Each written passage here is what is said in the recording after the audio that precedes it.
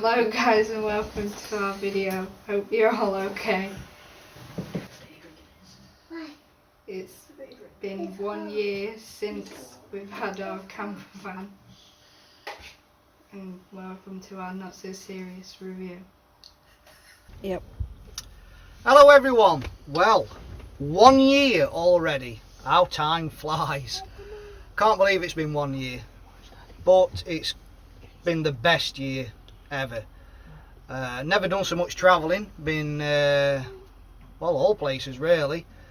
And I've got to say the biggest highlight of this year was meeting everyone at Camp Off-Grid, arranged by Keith and Daryl over at Campervan Tales. It felt like I were at Oscars, meeting movie stars really. Let's see if I can remember who were there off the top of my head. There was Colin Tonk's dad, obviously Keith and Daryl, Pippa from Worm's Eye View, Darren, I'm going to get this one wrong, Urban Stealth Motorhome Campervan, something like that. And loads of other people.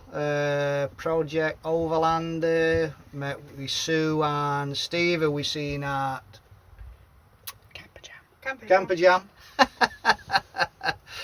And fantastic weekend, can't wait for the next one. And it's had its ups and downs having a van, and there's been some big learning curves. Bloody solar panels.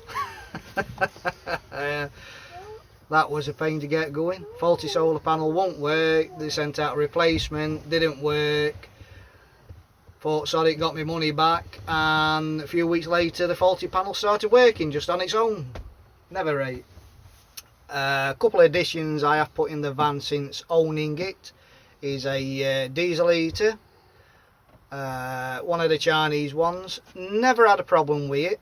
Never had any sooting up, any errors. One thing I do regular, even through summer, is run the diesel heater once a week on full power, just for around about 5 minutes, 10 minutes. When using it regular, we never turn it down to minimum. We have it set 21, 22 minimum. And it doesn't use a lot of diesel at all, and it keeps you nice, cosy, warm on them cold frosted camping nights.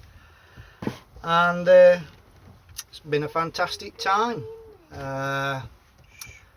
It's been a delay putting this video up. August has just been hectic and complete mayhem. Repairs on the van took longer than expected due to staff being ill, and one poor bloke left in the garage on his own. So I was 1 week without a van while some MOT repairs went on.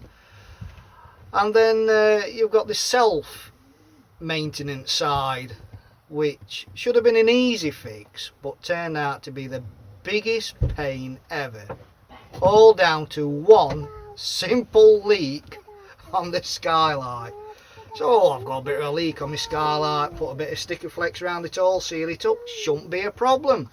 Worked fine until a few days later, and then it started leaking again. This went on for a couple of weeks, well, couple of months actually.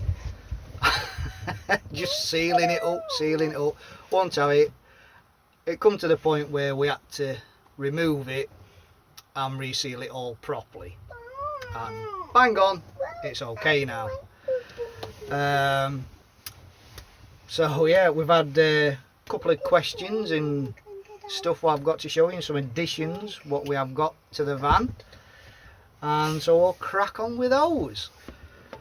So Colin asked a question.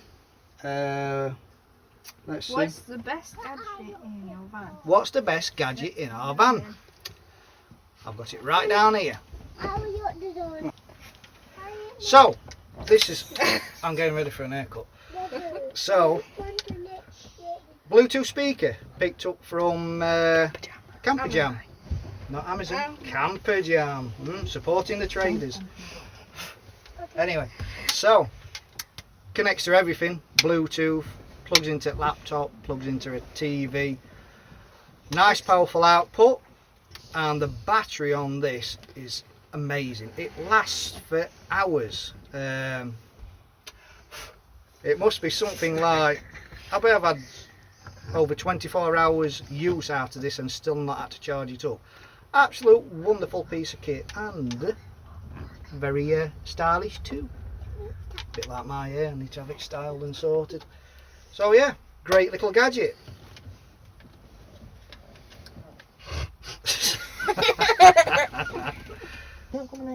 So we've had a question from Keith and Darryl, which is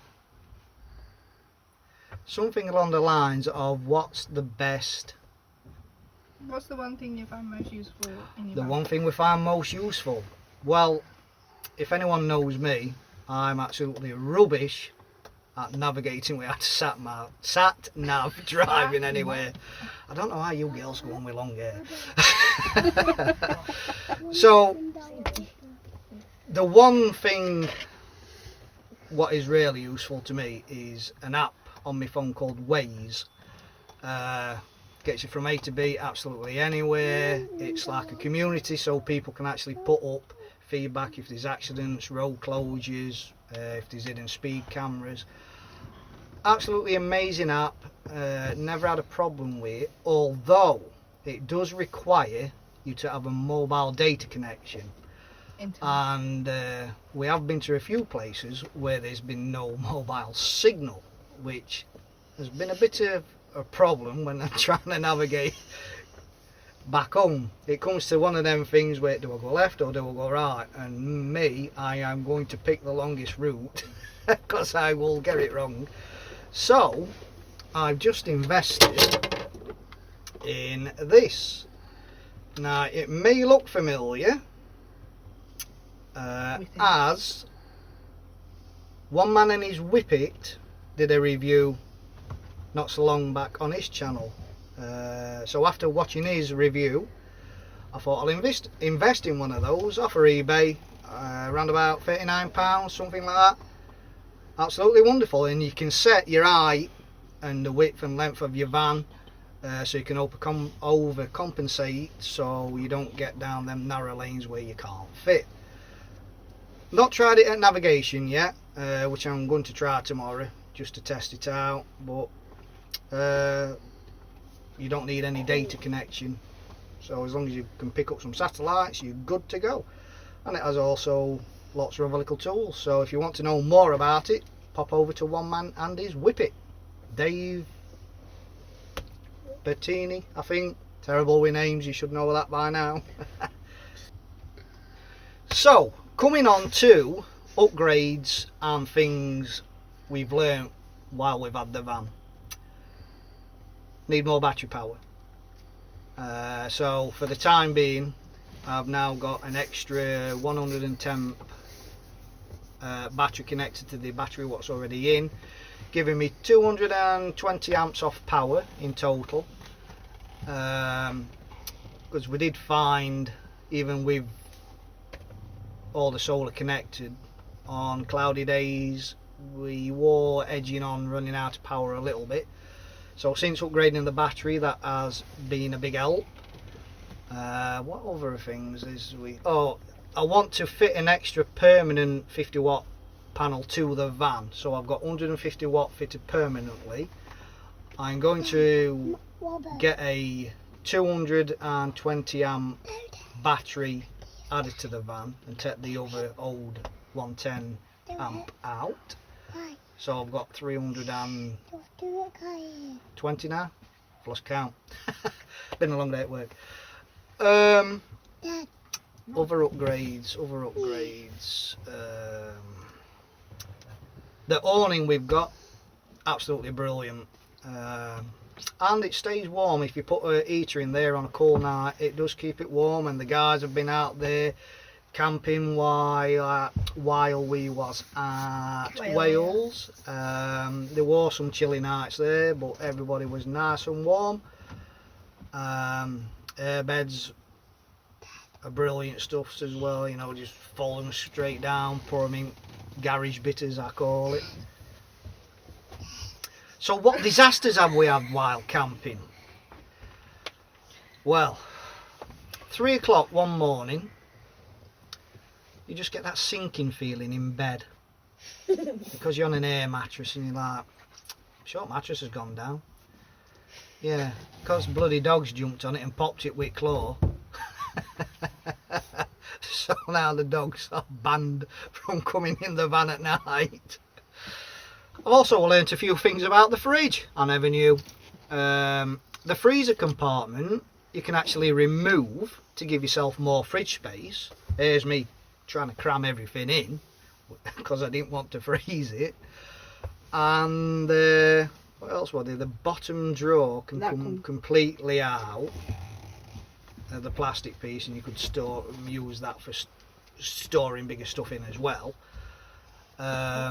Or when you remove the freezer bit, you can actually turn the old fridge into a freezer. Took me about 6 months before I learned that one. But in all seriousness, what are you laughing at? Trying to be serious. I think I already mentioned the best investment I've ever brought. It gave us so much freedom, just to up and go anywhere. Done a little bit of off-grid camping, not as much as I would liked, but every time I've been off work, it's been atrocious weather. There has been a couple of places we didn't get to visit this year. One was Revolution Bike Park in Wales.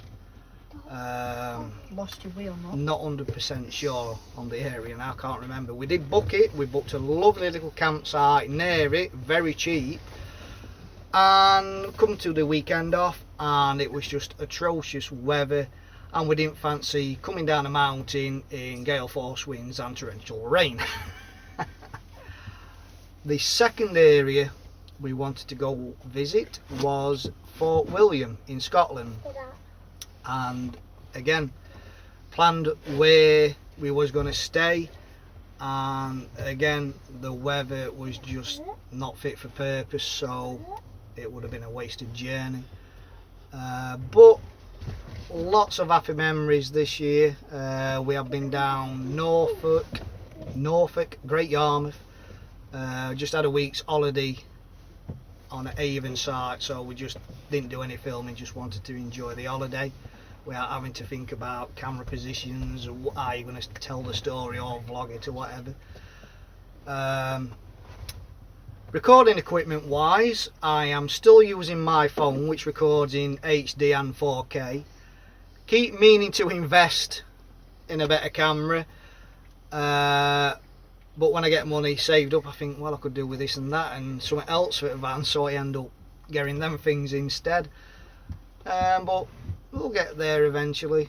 I would like to put out a lot of regular videos, but just due to time, well, work time, and then things to do in between work, it's just a case of when we've got free time, record as much as we can. We've got some winter camping coming up, still again weather permitting. Don't mind camping in cold and wind, it's just that rain. But yeah, it's been a fantastic year, and I think I've covered everything really. I want to say a big thank you to everybody who has subscribed and everybody who watches. I know I'm not the best at vlogging and making videos, but I'm trying, I'm getting there. Still learning to use the video editing what I'm using, which is, I think it's called Blackmagic, something along that lines. It's a free program. Every time I try to do something half the time, I have to watch a tutorial on YouTube to see how to do it. So it takes me ages, but a big thank you to you all. Plenty more adventures to come, lots more travelling to come. and most of all, live a life you will remember. See you all soon, and happy camping. Yo.